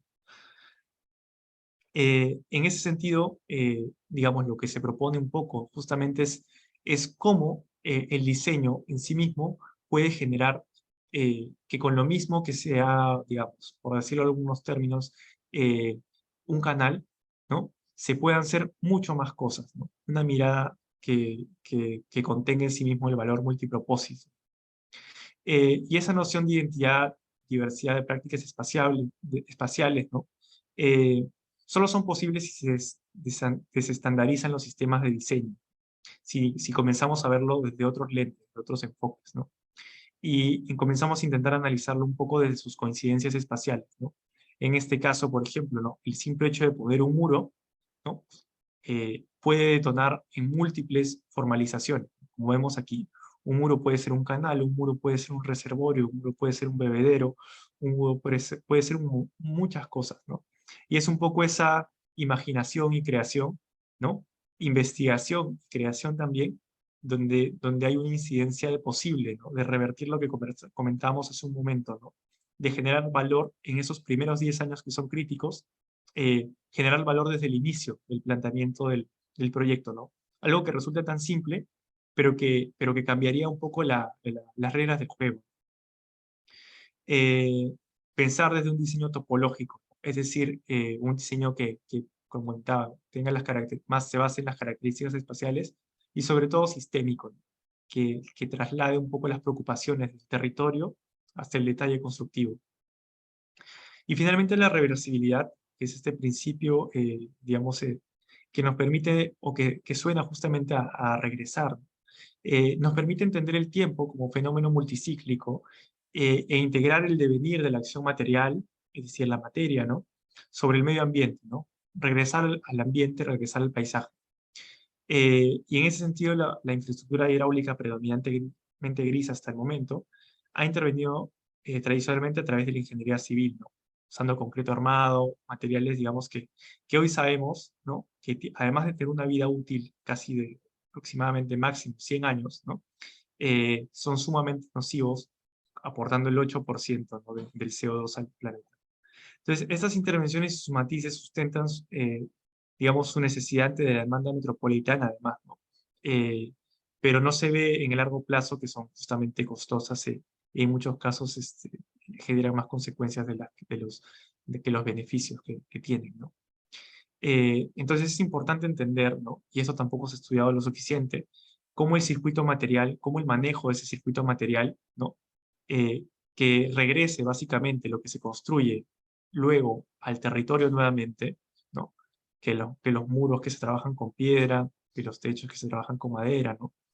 Con materiales sencillos, sin necesidad de tener que establecer soluciones tecnológicas, digamos, sobrediseñadas, ¿no? Más en un ambiente de difícil accesibilidad, ¿no? Permitan además y se les añada valor el ser conscientes de que ese circuito material puede regresar al paisaje y al territorio para configurar otro tipo de intervenciones cuando sea necesario. Entonces, en ese sentido, y un poco habiéndoles comentado también por momentos, ¿no? Algunos de estos avances, se plantean algunas pautas, ¿no? Para la crianza del paisaje andino a través de infraestructura natural para la seguridad hídrica. Y como se comentaba, ¿no? Es importante en ese sentido entender y promover una mirada holística, una mirada de la gobernanza que permita resolver las asimetrías en ese sentido a través de diálogos multinivel y con una participación efectiva, ¿no? Que además es importante de notar que se viene realizando ahora muy recientemente, y eso es algo muy positivo, ¿no? Por el Consejo de Recursos Hídricos de Cuenca. Están estableciendo estas mesas de diálogo. Y en ese sentido, establecer iniciativas y estrategias de adaptación que prioricen la gobernanza local, ¿no? Que entiendan que es un valor en sí mismo poder contar aún con esos conocimientos, ¿no? Porque muchas veces se centraliza el conocimiento técnico y se producen los proyectos desde, digamos, desde la mirada urbana. Entonces es importante poder ser siempre conscientes al momento de realizar cualquier tipo de ejercicio, tanto práctico como teórico, operativo, cartográfico, tener esa mirada atenta, ¿no? De cómo incluso la cartografía, incluso la visibilización proyectual o priorización de proyectos, desde qué mirada está siendo realizada y desde qué paradigma de gobernanza. La verticalidad y superar lo que comentabas un poco, la mirada costa, sierra y selva del territorio peruano. Entenderlo desde el corte de la sección territorial y de los sistemas que se interrelacionan. Aquafondo, Condesan, el proyecto de infraestructura natural para la seguridad hídrica están realizando avances en ese sentido, y entre otras instituciones también, realizando diversas revisiones sistemáticas de bibliografía, que es algo muy valioso, realmente, ahí lo remarcar, porque acumula un poco el conocimiento que estaba disperso. Y así también proponiendo metodologías nuevas de análisis e interpretación de data. Ahora en una realidad en la cual la información, tal vez en otras latitudes es mayor, pero en el Perú está en construcción, es importante anotar que la visibilización, es decir, la representación de esos centros poblados, de esas infraestructuras, ¿no? A una escala además que pueda ser operativa, es ya poner en el mapa de las políticas públicas a estos, digamos, infraestructuras y sobre todo a las personas que las crían, ¿no? Y que las mantienen. En relación a la continuidad es importante hacer espacio, básicamente, ¿no? Dejar hacer, en otras palabras, y que sigan y se establezca la continuidad de las cosmovisiones ancestrales, ¿no? Definiendo básicamente metodologías eficaces de intercambio y diálogo y estableciendo los puentes para esa continuidad, ¿no? Y luego el reto está en justamente establecer también metodologías claras para poder establecer, digamos, una utilización crítica de los instrumentos de representación. Un poco está relacionado con lo que comentaba hace un momento, ¿no? Cómo esto que se representa, que la comunidad entiende, que entiende en su imaginario o entiende a través de otros medios, o de distintos medios, digamos, de comunicación, se traduce también en documentos efectivos para el diálogo entre diversas cosmovisiones, ¿no? Y ese primer paso a reconocer ello es, digamos, donde se establece justamente esta continuidad, ¿no? Y finalmente la identidad y diversidad y la reversibilidad. En la identidad y la diversidad, lo importante, digamos, una de las consideraciones a tener en cuenta importantes sería intentar incorporar, ¿no? Esta mirada multipropósito, ¿no? Que se tenía mucho antes también y que ahora, además, añadida bajo el marco teórico de los servicios ecosistémicos, ¿no? Puede adquirir valor, ¿no? Muchas veces, y lo más difícil en estos casos, es poder visibilizar nuevamente desde esta agua que pasa por debajo de nuestros pies, ¿no? A la que entra por las diversas, digamos, fisuras de piedras, ¿no? Visibilizar esos espacios es un reto en sí mismo, ¿no? Entonces las infraestructuras y su diseño pueden visibilizar tanto eso, ¿no? Los espacios de oportunidad, como también los espacios, por ejemplo, como comentaban, ¿no? de más culturales, ¿no? Las necesidades además de espacios de descanso, de espacios de cuidados, de espacios de infancia, ¿no? Que muchas veces no se piensan desde lo rural incluso, ¿no? Espacios digamos, también de movilidad. Entonces es importante incorporar esa mirada multipropósito en la reflexión y la operación y el diseño de infraestructuras naturales para la seguridad hídrica, ¿no? Y generar ese valor agregado crítico en esos primeros 10 años. Y finalmente la reversibilidad es importante en ese sentido seguir investigando, ¿no? Estos circuitos materiales, ¿no? Que son posibles de realizar en los Andes. Y esto se debe sumar que la capacidad técnica y local artesanal es un valor en sí mismo, que también, y que su afianzamiento regresa multiplicado luego en las intervenciones que se realicen en el territorio. Bueno, y finalmente quisiera mostrarles también un poco la hipótesis más proyectual, ¿no? Un poco el proceso de diseño que se realizó también a través de la tesis, ¿no? Porque ahora un poco lo que les he comentado es este marco general bajo el que se mueve. Pero que me planteaba, ¿no? Como una pregunta en general, si estas microcuencas altas pueden ser, puede definirse como parques, puede definirse como espacios o lugares hídricos infraestructurales, ¿no? Que puedan brindar servicios mucho más allá de los que normalmente nosotros estamos acostumbrados a ver, ¿no? Desde nuestra mirada a veces sumamente urbana. Pero hay necesidades ahí, digamos, que las infraestructuras naturales para la seguridad hídrica son capaces, digamos, de afrontar y de resolver, ¿no? Y es importante en ese sentido simplemente en algunos casos visibilizar. Voy a compartirles este video y creo que tengo que compartir sonido y ya me comentan también. Si no se escucha, me comentan. ¿Sí?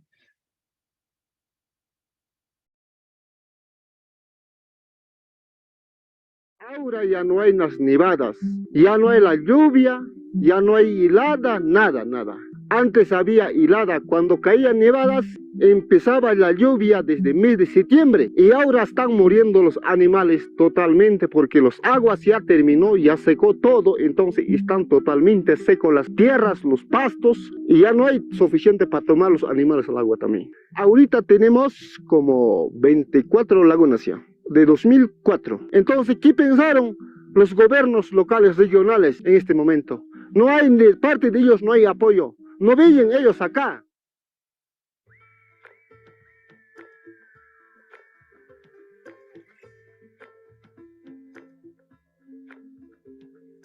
En las cuencas altas de los Andes peruanos persisten, aunque con dificultad, comunidades que intentan preservar infraestructuras de crianza del agua conocidas como las amunas. Del quechua retener, agrupan una serie de infraestructuras ancestrales utilizadas en la época precolombina para hacer frente a la escasez hídrica. La composición de estas infraestructuras comprende una serie de tipologías y variaciones basados en el principio de retención hídrica. El principio consiste en la colocación de un elemento murario que permitirá la ralentización hídrica, generando efectos locales de impacto territorial, así como posibilidades infraestructurales susceptibles a la innovación a partir del control hídrico. Cumplen así roles infraestructurales multipropósito de orden hídrico, productivo, cultural y estético capaces de atacar las necesidades de las comunidades que guardan su memoria. Sin embargo, la conquista y extirpación de idolatrías, así como la posterior modernización, supusieron una ruptura en el entendimiento del rol que cumplían, generando un progresivo olvido y abandono del sistema en favor de otras soluciones grises millonarias que dejan de lado estos territorios, así como sus poblaciones, obligándolas a una inminente migración. El proyecto propone rearticular la subcuenca para reinsertar la malla hídrica y propiciar la regeneración de infraestructuras productivas y vegetación asociada. Centra su desarrollo en la reinserción de los sistemas de caminos, hidrografía, vegetación e infraestructuras de soporte en la microcuenca de Jocoanca, definiendo su intervención en torno a 3 sectores clave: el sector de captación que recolecta el agua de las crestas cercanas, el sector de recolección y distribución que toma el agua vertida por zanjas y canales para su uso interno en la microcuenca o distribución a microcuencas adyacentes. Y finalmente, el sector de reutilización donde las aguas de la cocha podrían ser reutilizadas para la irrigación de las andenerías. El proyecto se pregunta si es posible regenerar el rol hídrico regional de la microcuenca y al mismo tiempo dotar de mejores espacios y servicios a las comunidades que preservan y mantienen estos conocimientos hídricos. Plazas, bebederos, reservorios, puentes, espacios de descanso y centros de investigación y alojamiento podrían ser generados a partir de estas infraestructuras. Esta concatenación hídrica multifuncional propicia una regeneración multiescalar de los servicios hídricos de las cuencas altas, El proyecto busca finalmente cuestionar los horizontes hídricos hacia los cuales nos dirigimos y ver en las amunas infraestructuras para luchar contra la escasez. El proyecto así se configuraría como un catálogo replicable en otros espacios andinos de necesidad hídrica, poniendo en valor a escala global al sistema de amunas como oportunidad tangible frente a la escasez hídrica global. La intervención busca así alejarse de la imagen y el objeto arquitectónico, priorizando los impactos no siempre visibles que se encuentran bajo tierra, especulando sobre las posibilidades que podrían configurar estos nuevos soportes hídricos frente a las decisiones materiales o de habitabilidad que podrían plantear las comunidades locales. Las amunas buscan, finalmente, generar otros escenarios posibles para aquellos que cuidan nuestra agua, y que también nos cuidan, pero que muchas veces, no vemos. Nos es posible entonces, aunque fuese imaginar, y más aún en tiempos como estos, de ser como el agua. Permítanos fluir y recorrer nuestros territorios y velar por el agua que ustedes necesitan, pero nunca olviden de dónde vienen o de dónde vinieron, pues como todo en esta vida, y como el agua que se infiltra y brota, lo esencial es invisible solo hasta el punto que cerramos nuestros ojos.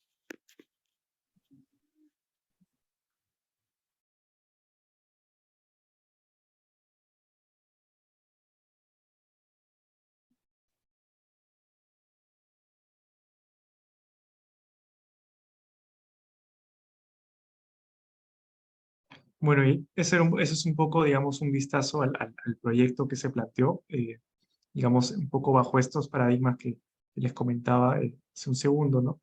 Y en ese sentido, lo que justamente se busca, se propone, se aspira, se busca intentar sostener es que esta articulación de la gobernanza local de los recursos hídricos, una comprensión sistémica vertical para un adecuado planeamiento territorial que sirva como marco para la continuidad de las prácticas espaciales y la inmersión de la identidad y diversidad del diseño que satisfagan las necesidades específicas y locales, sean realizados por un enfoque material reversible de los procesos de intervención en el paisaje, y que esto podría permitir plantear otros proyectos que desde la crianza del paisaje resguarden la seguridad hídrica de toda la cuenca interregional Chirilú, por poner un caso, y también de los Andes, poniendo en valor finalmente a quienes crían el agua e internalizando sobre todo el valor en su recorrido.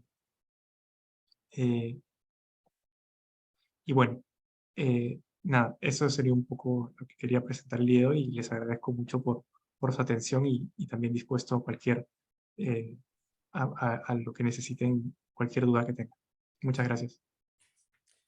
Muchas gracias, arquitecto Diego Vivas, por su extensa exposición, donde nos ha demostrado, digamos, ese concepto de la crianza de la naturaleza a través de infraestructura hídrica, ¿cierto? Aspectos que poco a poco comenzamos a conocer, como es la crianza y siembra de agua. Muchas gracias. Vamos a pasar ahora a las preguntas. Aquí veo preguntas del contraalmirante Eduardo Reategui. Una para doctor Hertz. ¿Cuál es el aporte hispánico a los corales precolombinos o precoloniales? También tenemos pregunta para doctora Malki. Podemos decir que un paisaje es una visión dinámica, transitoria y o permanente de una persona que la observa. Y ahora también veo que hay una pregunta para arquitecto Vivas: ¿cómo participa la arquitectura como ciencia en el diseño de infraestructura como complemento de la infraestructura natural en pro de la seguridad hídrica? ¿Con qué otras ciencias se complementa? Bueno, esperamos entonces sus respuestas.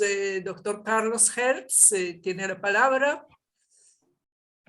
A ver, gracias. Respecto a la pregunta señalada, si vemos la continuidad de del manejo de los corrales prehispánicos en la época colonial, yo diría que no ha habido casi mayor aporte, sino sobre los mismos corrales prehispánicos se montaron las prácticas de manejo del ganado, en este caso de los camélidos sudamericanos, ¿no? Quizás más bien al contrario, en muchos casos ha habido ya una mayor precariedad en la construcción de los corrales, mucho más temporalidad, ¿no? Menos solidez en los mismos. En otros casos se verifica que sobre corrales prehispánicos se han construido los corrales coloniales también, ¿no? O se han mejorado. Y la extensión mayor de corrales se ha percibido en las zonas maltoandinas, ya no en las zonas bajas o en las zonas medias, donde ya no se percibe mayor continuidad de corrales, ¿no? Ya es en la época moderna, republicana, diríamos, ¿no? Que además de mantenerse las viejas estructuras, se han generado nuevas y con otras modalidades. Las modalidades de pircas o de piedras se mantienen en muchos casos de manera temporal como parte del proceso de rotación de corrales. Y bueno, se han añadido otros componentes modernos como el tema de la alambrada, ¿no? Donde ya hay escasez, en los territorios donde hay escasez justamente de piedras, ¿no? Y para también manejar el ganado de una manera mucho más intensificada, moderna, ¿no? Por ejemplo, no se usa corrales de pircas o de piedras para el manejo de vicuñas, por ejemplo, porque es demasiado extenso el área que se genera. Y bueno, en la combinación de ganado camélido con ovejas o a veces con caballos, ya se modifican también las prácticas de construcción de corrales, ¿no? Entonces, de hecho, persisten como parte del paisaje, ¿no? Pero también con esas modificaciones que he señalado, y también algunas que ya también señalé que tienen que ver con una suerte de efectos sobre la misma crianza de los animales, como el caso de las vicuñas y los prejuicios que genera la construcción de mecanismos de control, ¿no? Para el manejo de un ganado que es mucho más silvestre, ¿no? Eso básicamente como una respuesta general. Gracias. Muy bien, muchas gracias, doctor Carlos Hertz. Carmen Malqui, ¿usted quiere contestar? Sí, claro, definitivamente podemos decir que el paisaje es una visión dinámica y definitivamente también va a estar mediado mucho por la subjetividad de la persona que lo esté mirando, que lo esté analizando. Va a depender mucho de nuestra posicionalidad, incluso desde el enfoque en el que queramos analizar ese paisaje, ¿no? Y en cuanto a si es transitorio o permanente, como es dinámico, en ese momento en ese momento si estamos viendo un paisaje, va a cambiar con el tiempo, o de repente se pueda mantener, pero eso va a ser cuestión de evaluar y analizar y comparar dos distintos elementos, ¿no? Sí, esa sería mi respuesta. Muy bien, muchas gracias. Arquitecto Diego Vivas, ¿se recuerda la pregunta? Sí. Ahí no, muchas gracias por la pregunta. Gracias también, Katarzyna, por toda por toda la amabilidad. O sea, yo creo que en general la arquitectura, en primer lugar, creo que podría definirse que aporta un componente de imaginación proyectual, de alguna forma. Es decir, la arquitectura es siempre, o suele ser siempre proyectiva. Si bien retoma aspectos, marcos históricos, teóricos, siempre intenta mirar, digamos, hacia el futuro, ¿no? Y en esa mirada hacia el futuro eh, necesita de una gran cantidad de insumos y efectivamente, de muchas ciencias complementarias, ¿no?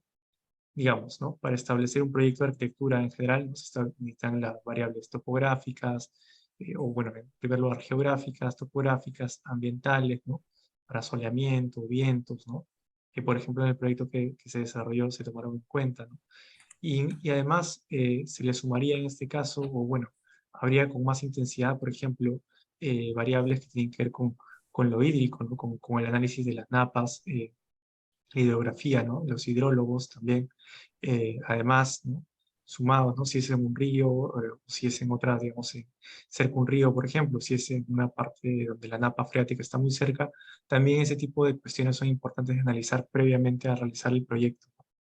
Y finalmente, ¿cómo aporta la infraestructura natural?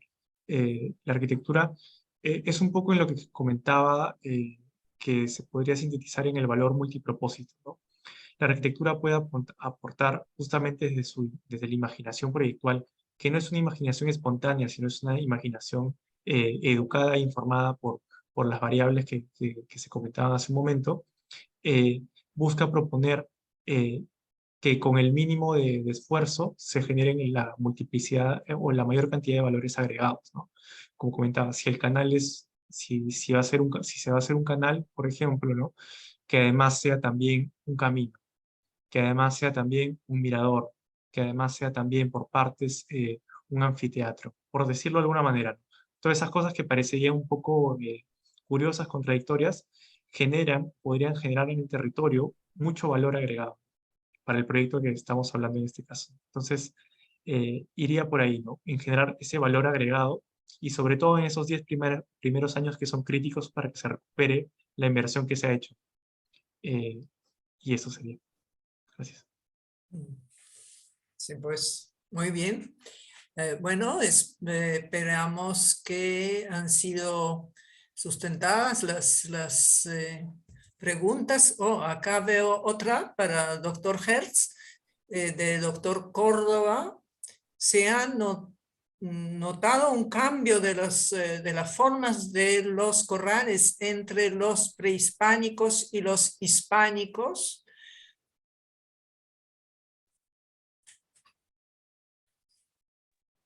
Mayormente no. Mayormente no. Lo que hay que resaltar es que, reitero, los corrales prehispánicos han tenido una ubicación en diferentes pisos altitudinales, dentro de un manejo bastante dinámico, ¿no? De transhumancia entre la parte baja, la costa, y la parte altoandina. La concentración posterior de los corrales en la parte altoandina, y hay una serie de hipótesis que tienen que ver con el traslado forzado de las poblaciones a las partes altas para evitar la relación con el mundo hispánico, ¿no? Y por lo tanto generar una serie de prácticas que combinaron, según las evidencias, la agricultura con la actividad pecuaria. Significó la concentración, reitero, de estas estructuras de confinamiento en ciertos territorios altoandinos entre los 3.000 y los 4.000 metros, y eso se ha mantenido como una suerte de, diríamos, de costumbre constructiva en el tiempo, ¿no? La colonia no ha modificado mayormente los corrales, ¿no? Y ha mantenido la misma forma de construcción. Reitero, solamente en la época republicana moderna es que ha habido una serie de otras modificaciones más vinculadas a la alambrada, etcétera, ¿no? Entonces, es interesante la continuidad en el uso de los corrales y también en la estructura constructiva de los mismos. Bien, muchas gracias. Vamos a pedir al doctor Hildegardo Córdoba que cierre hoy día nuestra sesión, que ya estamos a tiempo. Tengan todos muy buenas noches. Va mi saludo especial a los expositores y agradecimiento de parte de la presidencia de la Sociedad Geográfica de Lima, la profesora María del Carmen Carrasco, por una serie de otras ocupaciones no ha podido estar presente ahora, pero me ha encargado que les haga llegar su saludo y agradecimiento por todo lo comunicado. Se ha tratado un tema muy interesante. El tema de paisaje es digamos, uno de los tópicos preferidos de los geógrafos, y que desde mediados del siglo XIX en adelante han habido pues una serie de discusiones sobre el paisaje.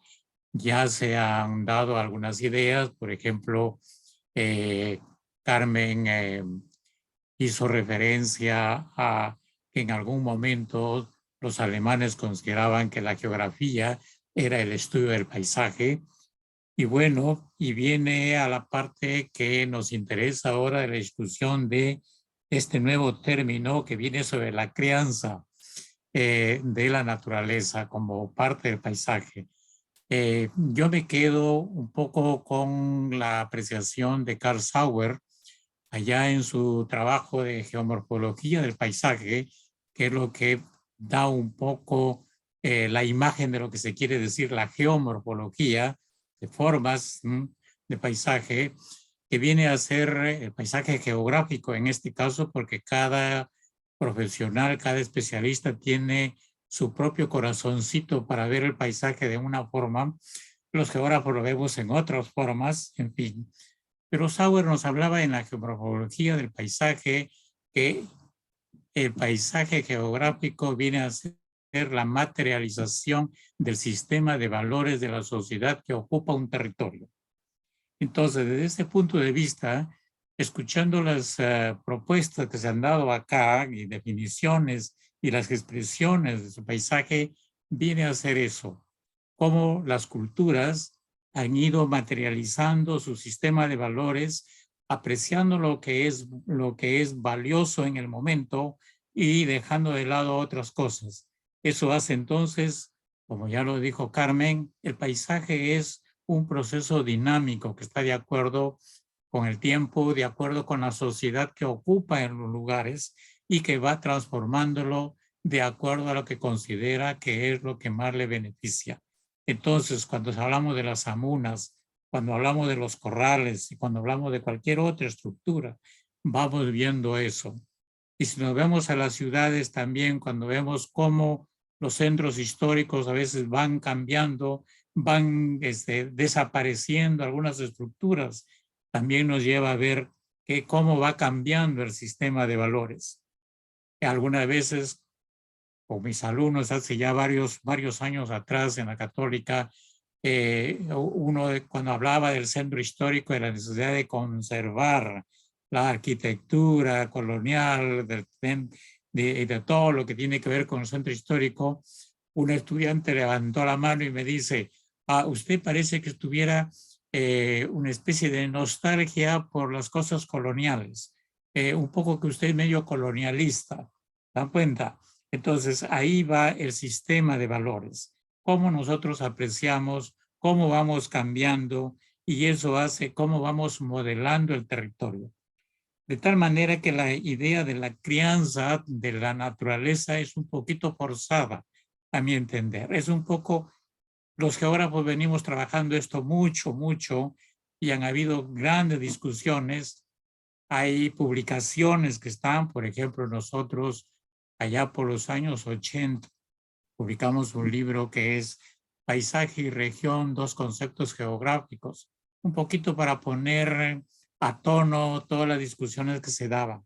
De todas maneras, es estimulante saber cómo todavía seguimos con el interés de cómo podemos entender la naturaleza y nuestra acción en la naturaleza, especialmente ahora, cuando tenemos estos temas de cambio climático, de escasez de agua, de contaminación, etcétera, etcétera. Todas estas nuevas propuestas son realmente estimulantes para la investigación y creo que todavía podemos seguir hablando mucho más sobre esto. Por ahora, como ya el tiempo se acabó, entonces solo queda agradecerles al doctor Carlos Herz, por el interesante tema sobre los camélidos y los corrales, a la magíster y profesora ahora ya Carmen Malqui, por haber un poco visualizado el viaje de Ribagüero, el viaje que tal vez a Carmen le faltó hacer referencia del motivo del viaje de Ribagüero. ¿Por qué hizo ese viaje? ¿Ya? Y es que hay que entender que Ribagüero era un líder político en ese momento, era un limeño muy centralizado y tenía poco conocimiento del interior del país. Entonces se decide para sus planes políticos hacer un recorrido y así tener una mejor visión de territorio, como lo hacen los políticos actuales, ¿no? Querer mirar cómo es el territorio para venir y decir qué propuestas se pueden hacer para el desarrollo.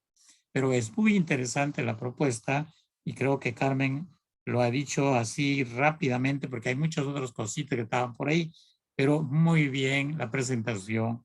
Y también pues debo ver la tesis que nos ha presentado en resumen el arquitecto Vivas, que es también muy interesante y en verdad que me gustaría verla, leerla completa para poder tener una visión más del conjunto de lo que va. Muchas gracias por su participación. Gracias a los que han atendido este martes geográfico y vamos a seguir todavía hablando de paisajes en los siguientes martes. ¿Verdad, Katarzyna? Gracias a Katarzyna también por todo el esfuerzo que hace de poner orden en estos martes geográficos. Gracias, Hildegardo, gracias a ti, gracias otra vez a nuestros expositores de hoy. Les invito para el próximo martes y vamos a seguir con el tema. Tenemos muy interesante participación. Una vez más, miembros de comunidad arquitectónica de la PUC, doctor Canciani nos hablará de Sondongo. Después tenemos a nuestra profesora de la PUC también, de geografía, Ana Sabogal, sobre cultivos a lo largo de los ríos en las partes altas andinas. Tiene su nombre, pero en este momento no quiero inventar nada. Y esperamos también otro expositor sobre comunidades amazónicas. Así que muchas gracias otra vez, les invito cordialmente y nuestra sociedad geográfica todavía desea que ustedes todos y todos nosotros nos cuidemos contra la pandemia, contra el virus que sigue. Muchas gracias y buenas noches.